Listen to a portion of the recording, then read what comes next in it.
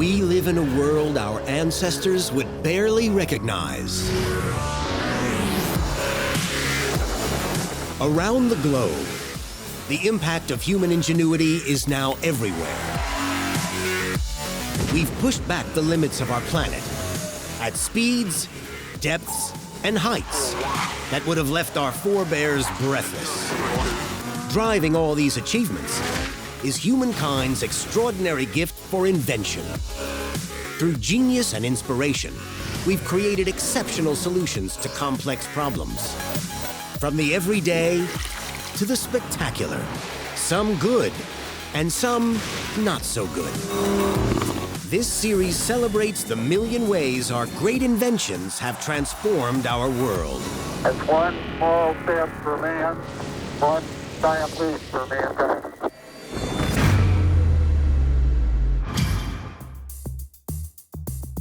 What does the rainforest have to do with the happiness of the human race?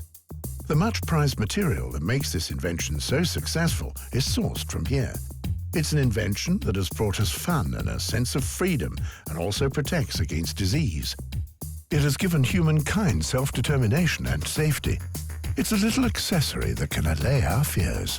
You're trying to do is kind of outsource that worry onto a product that you feel will allow you to kind of be free. Already, Casanova recognized its merits. It was decried as a tool of vice. It's essentially a second skin. It used to be made from a sheep's intestine. The advent of new materials and modern processes made it possible to mass-produce this invention. Doctors have long been recommending its use, yet those who advertised it were sentenced to prison. Overcoat, French letter. It's staggering to think that billions of them are sold year for year. It's an invention that's simply ingenious. An ultra-thin sheath that protects but without diminishing one of the world's favorite pastimes, the condom.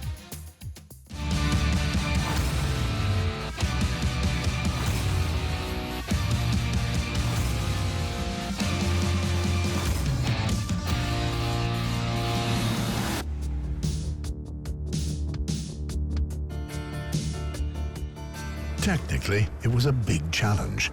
Effective protection against conception and disease that doesn't detract from the pleasure of sex. This latex membrane is only a few hundredths of a millimeter thick, but can hold 18 liters of air. What ideas did it take to create this little masterpiece? The first condom was far from being a success at the start. It was really a combination of medicine and chemistry and engineering that made it successful, but that took a long time. It took almost 400 years before this invention could be unveiled as a masterpiece. Religious zealots and bourgeois moralists condemned the condom. They were not in favor of this. They saw that this was against the will of God or, against the will of the nation in creating babies. They actually thought that they wanted to have bigger populations. So it wasn't particularly popular in that sphere. In certain sectors of the general public as well, it had this term of a dirty bag, which, obviously is not a great connotation there. There were also lots of people that were massively in favor of the condom. Up to the 1980s, information about condoms was hard to come by. Boys were familiar with these mega balloons from vending machines in the men's lavatories. They could be turned into fantastic water bombs.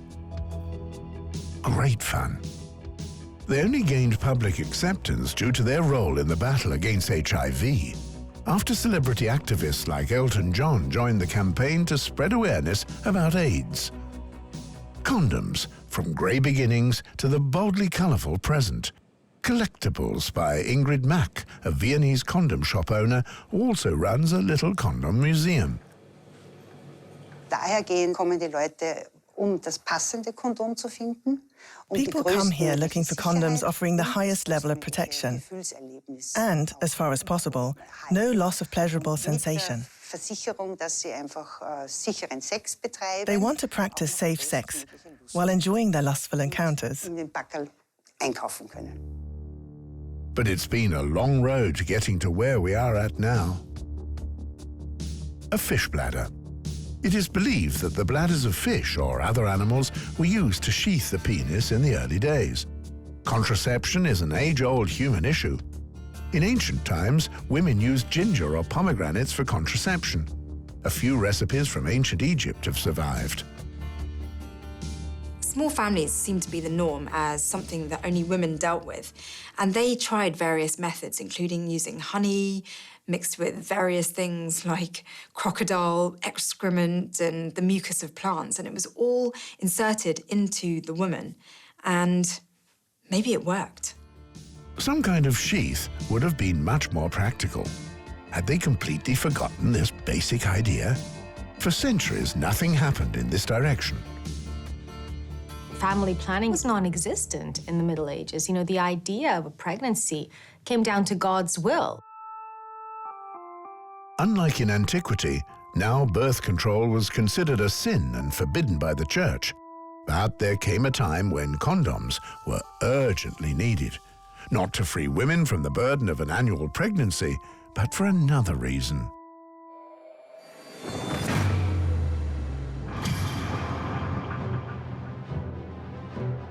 War and disease. The Middle Ages comes to an end in the 15th century. The modern era begins. Columbus discovers America in 1492. Could seafarers have become infected with unknown diseases on the new continent? Experts don't rule this out. Just 2 years later, in 1494, Charles VIII of France invades Italy with an army of mercenaries. A cohort of prostitutes, some 500 skirt strong, accompanies the troops. Without warning, a mysterious illness breaks out. After leading a triumphal procession through Naples, the conquering king is forced to disband his army. The surviving mercenaries return to their home countries, bringing their sickness with them. This mysterious scourge thus spreads throughout Europe. Within 10 years, it has even reached China. This disease that had no name, it was very common amongst brothels, and it was seen to be something that was spread by the sex devil. And so anyone that was thought to be spreading this, particularly women, were kind of banished from society. The disease is seen as God's punishment, when in fact it may have been the explorers who brought it back with them from the New World. This, however, has not been established. Syphilis ensconced itself not only in the houses of pleasure, but also in the palaces of the rulers. The official view of how to combat syphilis was monogamy or abstinence, a technique that we know doesn't work. A linen cloth drenched in various salts could protect against syphilis. At least, this is what Gabriele Falloppio, an Italian physician, claimed. He conducted experiments on 1,100 men, and none became infected. But his invention is kept secret because a penis sheath would not only prevent diseases, but also pregnancies, and this was against church laws. Falloppio's treatise was finally published in Venice some 2 years after his death, and from here the news about this solution-soaked linen sheath spread. What initiated the invention was a panic about this disease that was being spread by whores. And men wanted to protect themselves against catching this disease and wanted to come up with a solution for it. But it was all blamed on women who were spreading this disease, the disease of lust. A rough linen sheath for making love? What an abomination. Men trust this sheath to protect from disease, but this trust can have deadly consequences.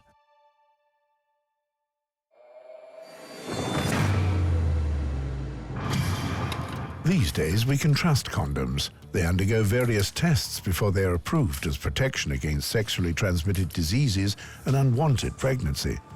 50 condoms from each production batch are tested in modern labs. Prior to this, they were already tested individually. In the lab, they are first filled with an electrolytic solution and then dipped into it. Electricity passes through the solution. An intact condom acts as an insulator through which no current can pass. If it has a hole, as demonstrated here, the measuring device shows the flow of electric current through the condom. Since the turn of the millennium, safety requirements for condoms have become even more stringent. Condoms have been raised to a new level. Previously, they were considered as objects for daily use. They've now been reclassified as medical devices. In fact, condoms are in the second highest risk classification, Class 2B medical devices, since they're medical products whose failure would endanger life and limb. Only implants and the like are in a higher risk category. Quality condoms must be extremely durable. They are put through air inflation tests to check for their burst strength. This test demonstrates how elastic the rubber-thin skin is. A condom must be able to hold 18 liters of air without bursting. Obviously, 17th century condoms would never have passed these kinds of stress tests. The principle, however, was identical. Prior to lovemaking, the condoms were briefly inflated. They were definitely better than the first linen sacks that were used. War not only changed the moral norms, it also changed the balance of power in old Europe. The 30 Years' War raged from 1618 to 1648. This civil war between Catholic and Protestant leagues increasingly evolves into a war for supremacy in Europe. France emerges as the continent's new center of power. This period sees radical change also in its customs and moral norms. It is the dawning of the age of gallantry.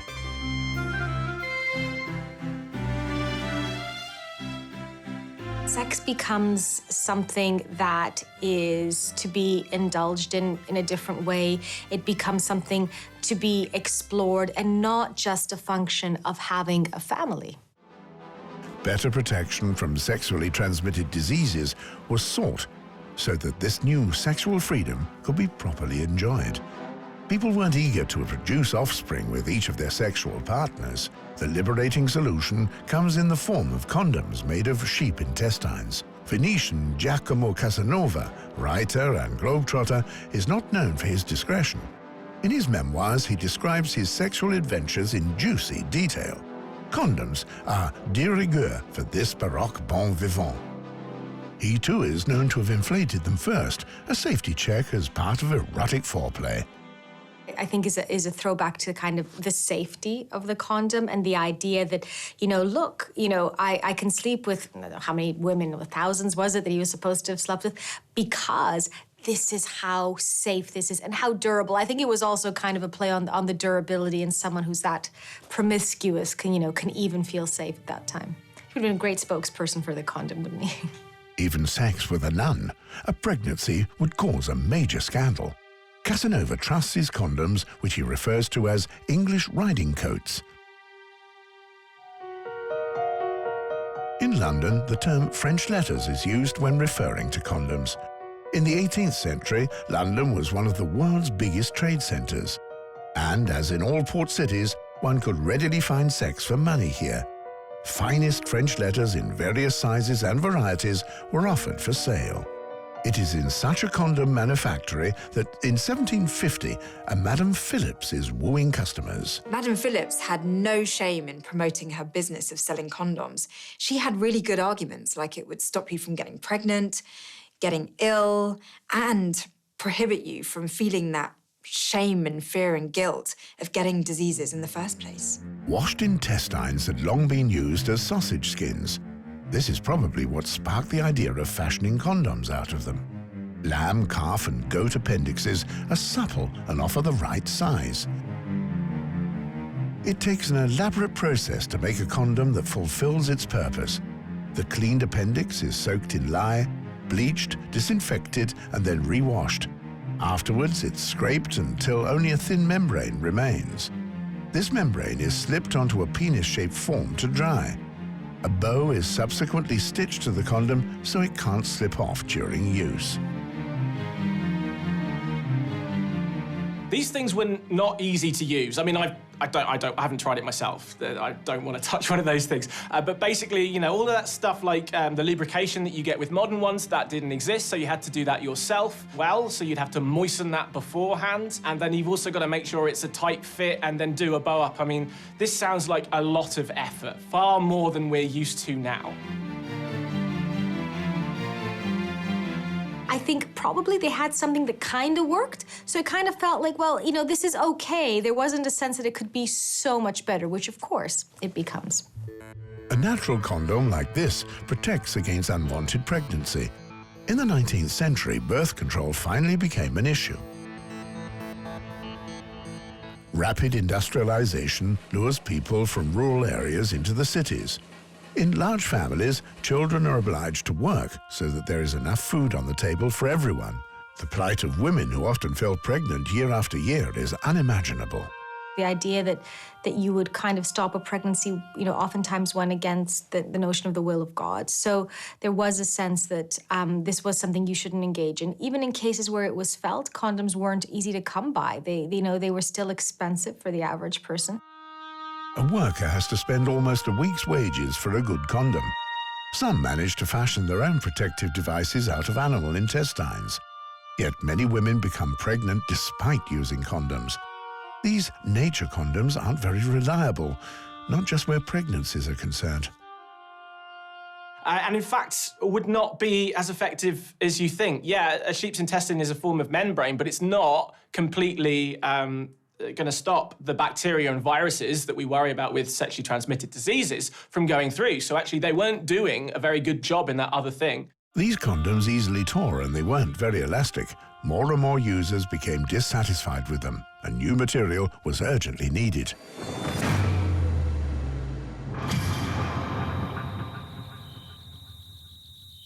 The Amazon rainforest is home to a peculiar tree. The rubber tree, or as Indians called it, weeping wood. When the bark of a rubber tree is scored, white sap flows forth. This milky juice is called latex, 2/3 of which is water. Exposed to air, latex coagulates and dries into a mass known as natural rubber. Natural rubber is sticky and malleable.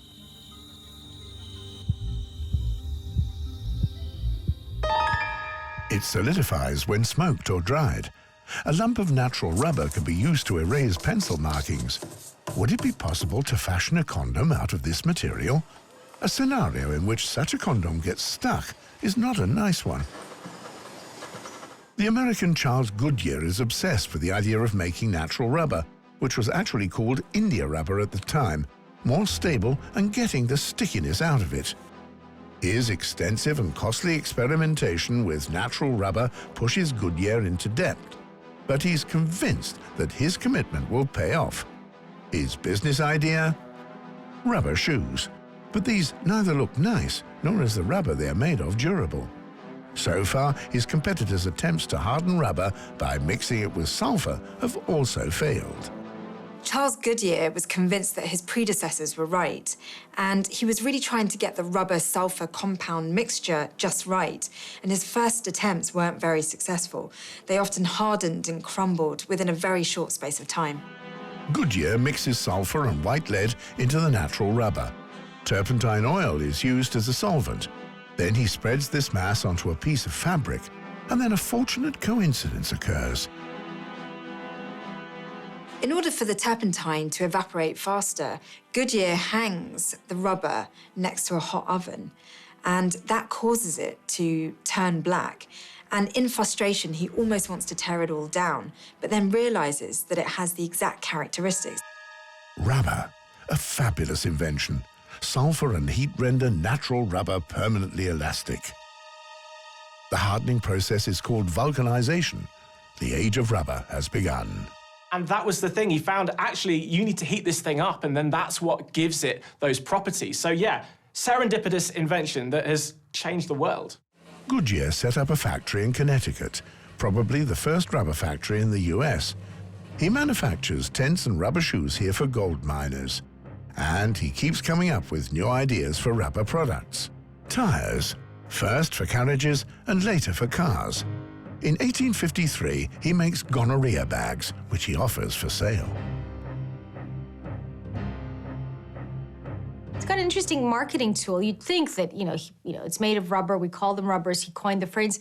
But no, he's using things like gonorrhea bags and syphilis bags, which I'm not sure his marketing team would have approved of in retrospect. But no, but at the time, yeah, gladly that doesn't catch on. And condom and rubber sticks around.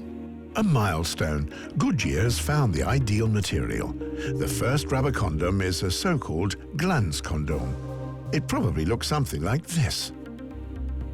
Not everyone was in favour of these rubber condoms. In fact, the Holy Office of the Inquisition in 1853, they said very flatly that it was unauthorised. And so if you were following your religious leaders, then yeah, you weren't going to be using one of these things.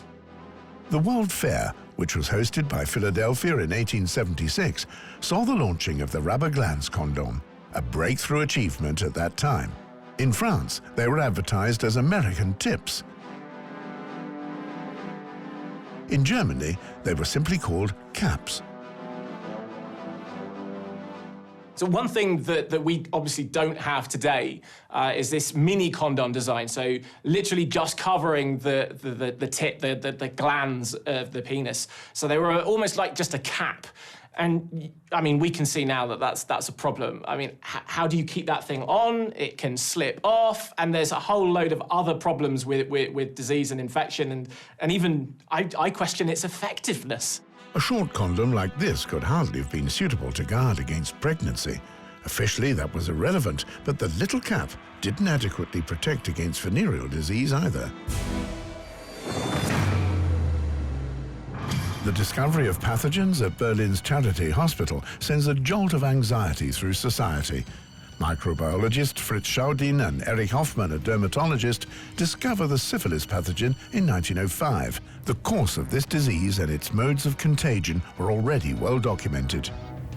Very small tears in skin are enough that you can still transmit syphilis. So whilst these sort of cap-type condoms were fine for things like gonorrhea, it's not going to be effective enough for preventing syphilis. At the end of the 19th century, syphilis is on the rise, and not only in the slums. The disease is rampant across all social strata. Students are hit especially hard. An effective condom could prevent an epidemic. So it basically meant that you had to have the full-length condoms. It completely changed the design. The rubber industry reacts quickly by producing full-length condoms, punched from rubber sheets with a seam down the middle. But these block much of the pleasurable sensation. The full-length condoms of the time, very different from what we know now. I mean, think like a bicycle tube, right? And really, it is almost as thick as that, the amount of rubber that they used. The new condom is still in its infancy, but this industrial branch is booming. Since Goodyear discovered vulcanization, rubber has become a universal resource. Various additives give rubber ever new properties. There was this huge rubber boom. It became like the most important material of the time in terms of manufacture. So you were seeing it being introduced into cars, into handsets, into a whole load of different household items. And so rubber was really, really sought after. Over decades, the demand for rubber grew steadily. In fact, the Amazon region experienced a veritable rubber boom at the end of the 19th century. In the hope of improving their lot, hundreds of thousands relocated to the tropical rainforests to tap latex. The rubber barons collected a lot of wealth, but at the same time, the rubber collectors were bound to them, and they died mostly from tropical diseases and mistreatment. In no time at all, so-called rubber towns, including Manaus, Brazil, became unimaginably rich. Manaus is transformed into an Amazonian metropolis with a bombastic opera house, an ostentatious backdrop in the middle of the jungle, the latex El Dorado. The milky latex that is harvested from the rubber tree is roughly cleaned on site. The addition of acid causes it to coagulate and stiffen. It is then rolled into flat sheets and either air or smoke dried. Subsequent to this, it is pressed into bales and shipped to where it will be processed. Brazil holds the natural rubber monopoly. It makes the rubber expensive. Whoever has the monopoly controls the prices. But this monopoly would be challenged. In 1876, Henry Wickham, an Englishman living in Brazil, was given a secret mission to bring rubber tree seeds back to England. With the help of local Indians, he collects thousands of seeds which will be taken to the Royal Botanical Gardens in Kew, near London, where they can germinate. The seedlings are then sent onward to the colonies in Southeast Asia that offer the best climatic conditions for rubber trees. Large plantations are established. It takes years for the crops that were planted in Asia and Africa to produce good yields.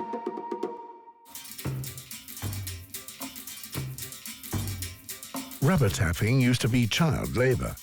Cheap plantation rubber now displaces the wild rubber produced by the South Americans. The development of the condom also benefits from this. At this point, condoms are still being punched out of rubber sheets. Rubber products are not the only things that are now being mass-produced. In a matter of just a few years, life in the industrialized nations changes dramatically. Automobiles are now bringing even more speed to people's lives, and first households are being supplied with electrical power. Life becomes modern, and people started to think, why should family planning be left up to chance? And it was around the same time that the rubber industry was working and developing the ultimate condom. A whole new process, the dipping method, is introduced at around 1900. Here, solid rubber is reliquefied in the presence of gasoline. Penis-shaped molds are dipped into this solution. The resulting condoms are known as rubber condoms. So now these sheaths are already seamless. The modern condom is taking shape. Do the new seamless condoms have potential to become a mass-produced article? They are being used even by poorer segments of society, but since they still cost half a day's wage, they are washed and reused until they break. So at the turn of the century, the condom becomes a mass-produced product. And, you know, because of that, we see this sort of social change in terms of what sex means in couples. So guys can use condoms, but of course, so can women. So we begin to see this emancipation. At around 1900, suffragettes take their cause to the streets of England and the US. They demand equality between men and women. They lobby for a woman's right to vote and the right to a self-determined pregnancy. In the German Kaiserreich and in the other industrialized nations as well, the contrast between technological advancement and outdated moral norms is vast. The German emperor has made abortion a punishable offense, but it is also forbidden to propagate birth control. In fact, similar discussions were going on in all countries. I mean, a lot of them were worried that the introduction of the condom was going to reduce the birth rate, and then all of the countries were going to sort of eventually die out. In the German Empire, images like these are considered pornography. Anyone caught disseminating them faces the threat of imprisonment and disenfranchisement. The same legal paragraph applies to condoms. Not even condom packets may be displayed in public. In Germany, they actually introduced this rather backwards law. It was called Lex Heinze, and it was against sort of lewd writings. And they basically saw that advertising condoms constituted that. And so actually you could get sent to prison for trying to advertise this product. Necessity is the mother of invention, and in Germany, druggists and pharmacists resort to asking their customers the ambiguous question, "Have you forgotten anything, sir?" With a wink of an eye, customers in England were asked, "Do you need anything for the weekend?" What was meant, of course, was, "Do you need any condoms?" Shoving a little note across the pharmacy counter to get an unlabeled packet of condoms is also an option. Condoms are man's business. Until the courageous American women's rights activist Margaret Sanger demands that a child's first right is the right to be loved. So Margaret Sanger was the first woman, first person to publicize condoms in the US. Now, this is a big deal, right? You need to remember that, while this is this amazing invention, a lot of people, the idea of a woman talking about contraception, especially contraception that a man wears, the idea that, that she's standing up to these people who are sort of, morally feel superior because they believe sex should only be for having children. She has worked as a nurse in the slums of New York and knows how desperate women are at the prospect of giving birth to an unwanted child. Margaret Sanger is temporarily detained 2 times for distributing and propagating contraceptives. The condom is concealed as a contraceptive, but it's advised to men that they should use it secretly to protect themselves. Condoms are still hushed up, but suddenly they are very much in demand.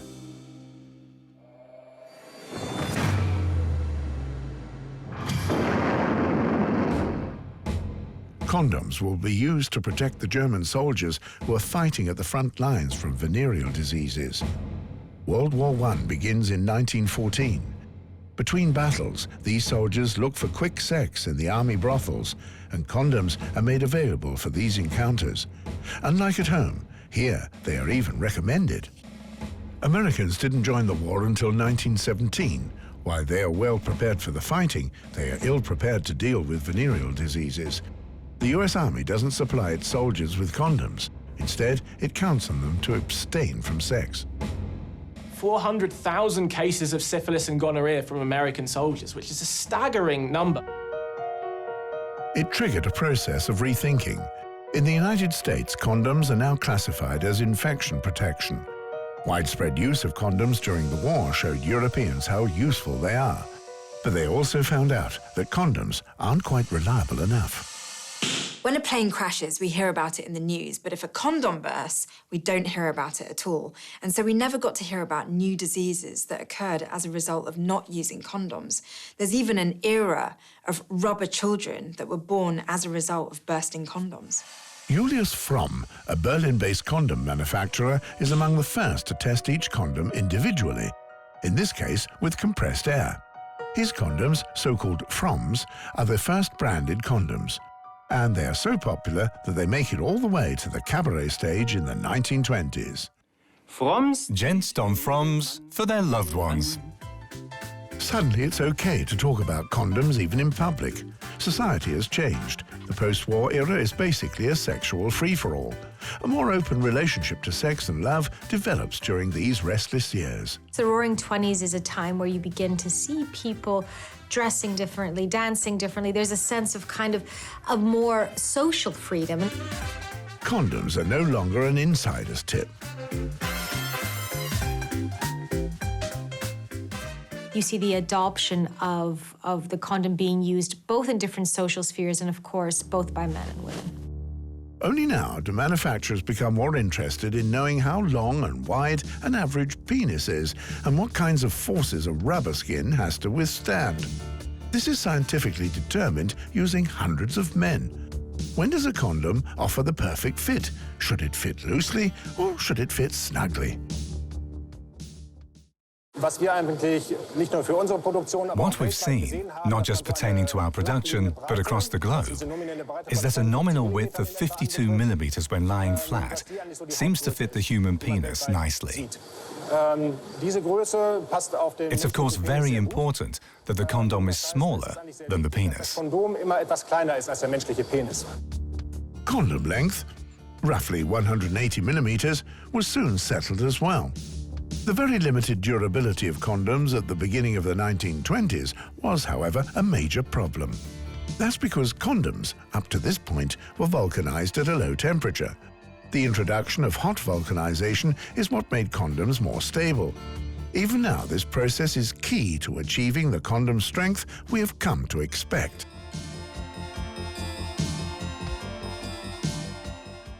Vulcanization with heat stabilizes the condom.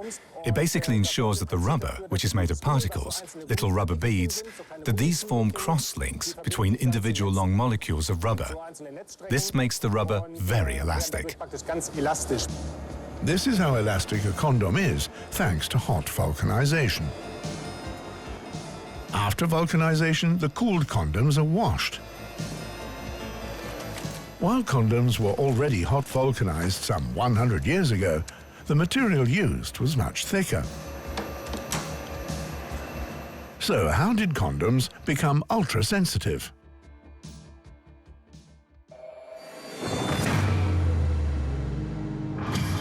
We need to take a jump back to the origins, back to the milky latex that is drawn from rubber trees. The processing chain needed to be rethought. If one could directly dip the penis molds into fresh and clean latex, instead of having to re-liquefy solid rubber, the resulting membrane would be thinner. To make this possible, however, the milky latex would have to be more durable. In a new US pioneered process, the latex is evaporated and the concentrated mass is preserved with ammonia. This keeps the latex liquid and makes it durable. This process quickly catches on. Latex condoms made a big step forward. They were thinner and stronger than rubber condoms. The white sap of rubber trees is still the starting product into which the molds are dipped. As part of the production chain, each condom is subjected to 2 latex baths. Latex is very sticky, as we see here. It sticks to the molds, thereby creating a negative mold of the condom. What's interesting about this natural rubber is that we can use it to manufacture a highly stable structure that is ultra-thin and extremely elastic. This particularly thin film layer makes it interesting for use in condoms. The wall standard thickness is 0.006 millimeters. That's very, very thin.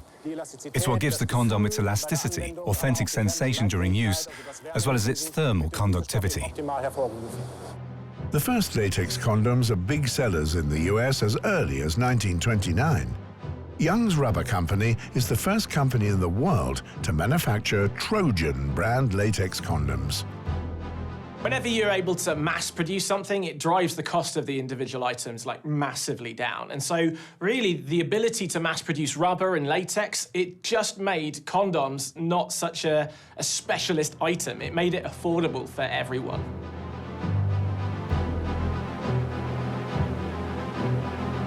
The condom turns into a mass-produced article. US public health authorities are also interested in condoms in the 30s.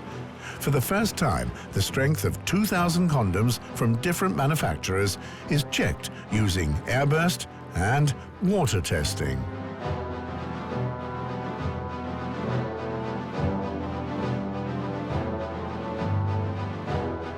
"60% of them were leaking. That's utterly terrible, given, exactly how they're supposed to work. This proved a huge problem. From this point onward, testing becomes obligatory.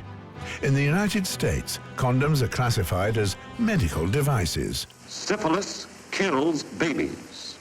American public health authorities advertise the use of condoms to prevent syphilis with films like this. Modern methods can cure syphilis. No quack doctor or medicine you buy can do the job.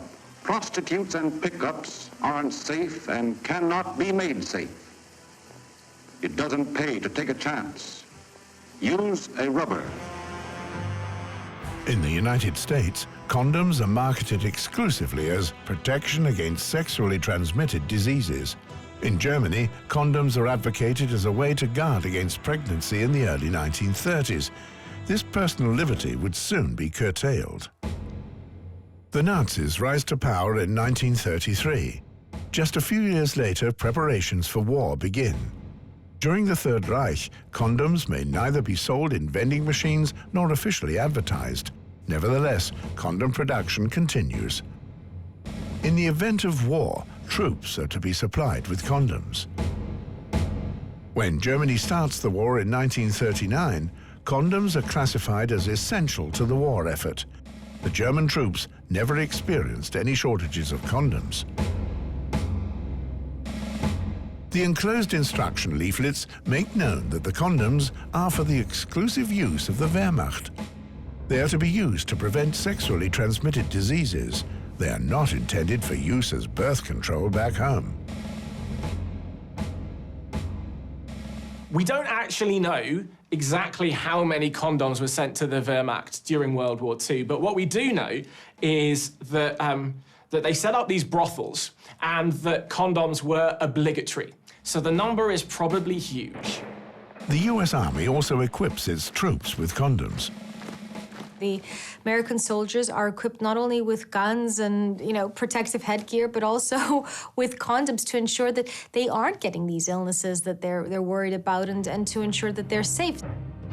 A major information campaign with films, posters and lectures is launched to make soldiers aware of how to protect themselves against VD. They are also instructed on the proper use of condoms. When they return to their families, many discover that condoms are quite useful, not just as disease prevention devices.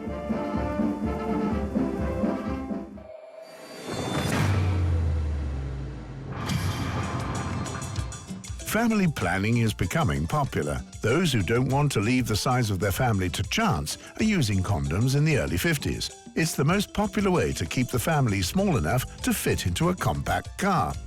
Now, people are starting to get back on with their lives, and they can probably afford 2 children, but not, 6 children. Premarital sex and sex without a marriage bond is accepted as a fact of life.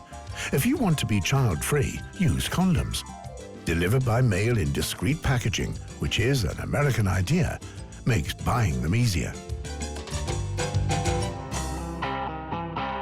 The first lubricated condoms, an innovation from Great Britain, came on the market around 1950.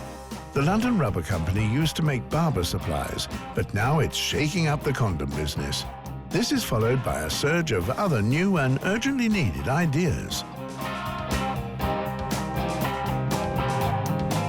That's because the condom gets some serious competition when the pill arrives. Beat music, the twist and miniskirts. In the 1960s, the youth culture is coming into its own.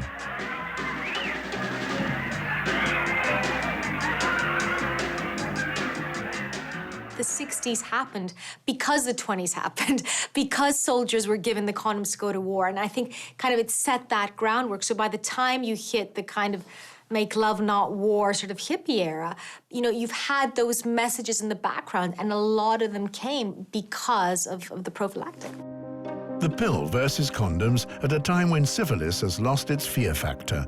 Penicillin has made it curable. But then various events transpire to put condoms back into the center of focus. In 1981, the American Center for Disease Control issues a warning about an immunodeficiency disease that is proving difficult to classify.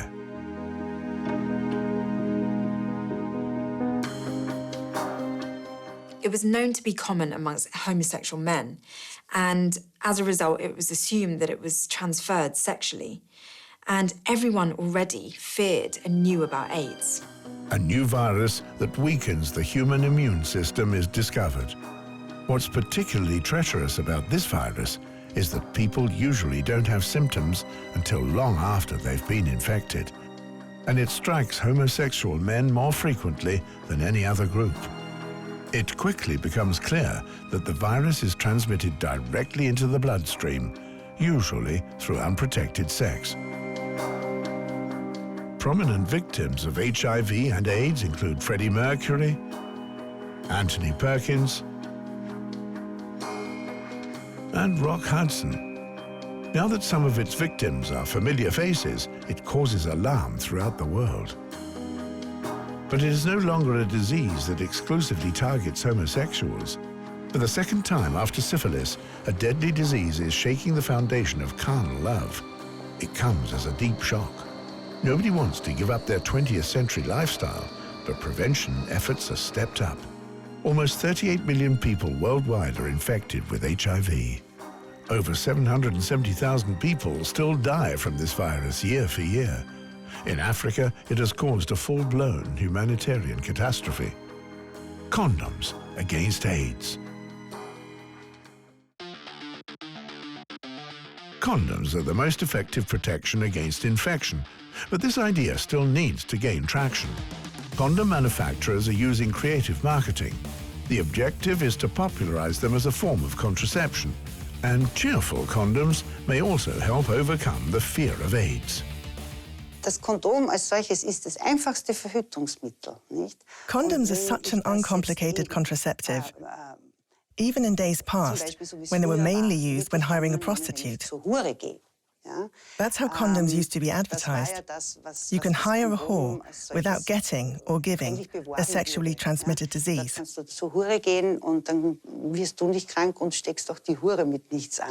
that's the image that many want to get rid of.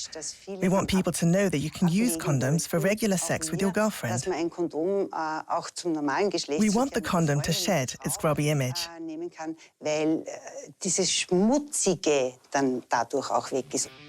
Thanks to new drugs, HIV too is no longer a death sentence. But condoms are still the best protection against renewed infection. In the wake of the HIV epidemic, quality standards for condoms become more stringent.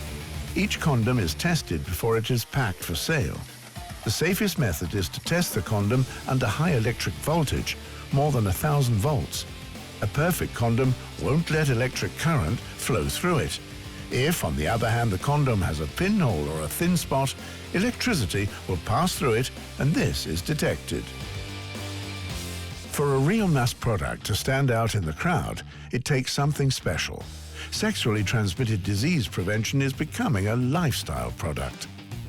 It's always possible to further improve an invention, however simple it is. But the condom has now become so perfect in its design that really it's all about the variations of latex-free condoms and changing tastes and flavours and textures. But essentially, it's pretty perfect as it is. A young startup enterprise in Berlin is tinkering with new variations and cheeky marketing strategies for the venerable condom. Sustainability and fair trade have arrived in the condom industry. Linda Pryl already gathered experience some years ago in Thailand and Malaysia. The first step was to communicate that we want to understand things as a whole. We want to build trust with the people we work with. You can't just fly in from Germany and say, you need to do things differently. We know how to do it. First, we need to understand why things happen the way they do. She actually worked in Malaysia. If you want to win over the people here as partners for the organic farming project, you need to know all the work steps and you need to find joint solutions.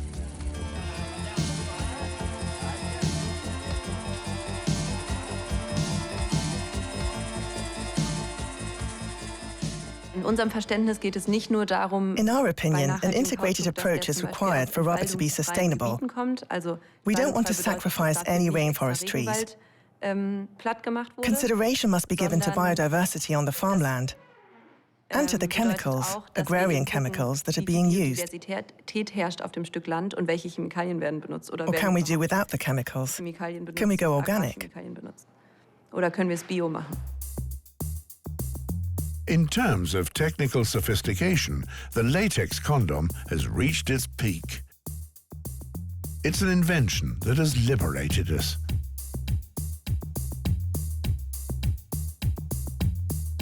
Condom's so unique because it sort of addresses two problems at once. So you have the problem of unwanted pregnancies, which is what all contraceptions are supposed to do, but obviously as well you've got sexually transmitted diseases.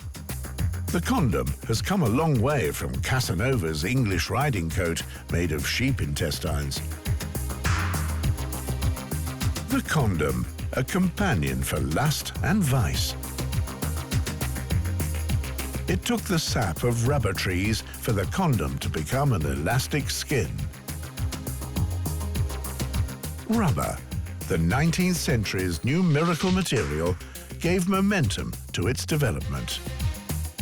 But without Goodyear's vulcanization process, we wouldn't have modern condoms. The condom has become so perfect in its invention that there really is very little room for improvement. And now it's more design variations that will alter and adjust an innovation that's pretty perfect as it stands. It took hundreds of years for this invention to evolve into a true masterpiece.